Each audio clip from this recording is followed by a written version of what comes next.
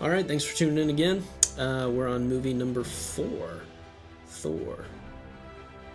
Don't they actually call Thursday because of Thor? Thor's Day?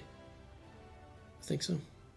We're keeping this. If any of you know Norse mythology, you probably already know his kind of power set and who Thor is. He's the son of Odin, and he's the god of thunder. At the end of Iron Man 2, the end credit scene shows his hammer, Mjolnir, is in New Mexico, just laying in the dirt, but no one can pick it up. And they're like, what is this hammer? What is it doing here? So then that movie resumes with Thor. We get to see what's going on. Basically, here's what you need to know. Thor is a frat boy who could be king and is really irresponsible.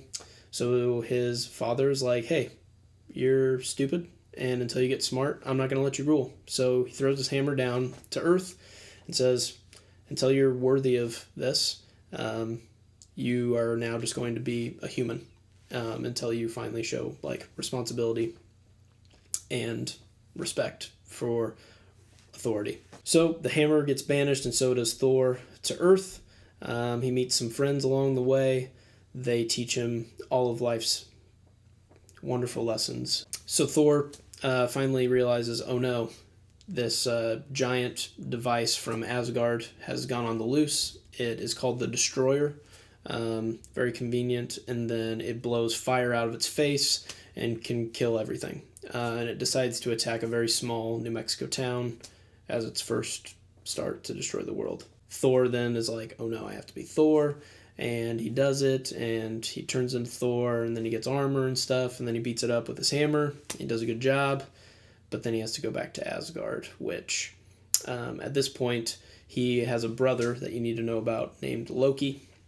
Who is the god of mischief. I don't know why they allow a guy who's the god of mischief to keep running around freely, but they do. Or maybe they didn't know that he was mischief. I don't know, but we all know that he's mischievous, and they just let him walk around all the time. Anyway, he gets banished when Thor's coming back to Earth. Loki tries to betray him, and unfortunately Loki gets dropped into the 9 realms. We don't know where he ends up until we see him appear in Avengers. But before we get to the conclusion of the film, you got to introduce Hawkeye.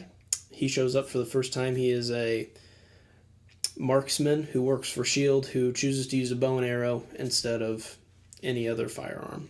And so he's kind of like a Robin Hood-esque character. He plays a bigger role in Avengers, so we'll talk about him later. That's pretty much all I need to know. He's a frat guy who turns into a good guy. But frat guys are cool. But thanks.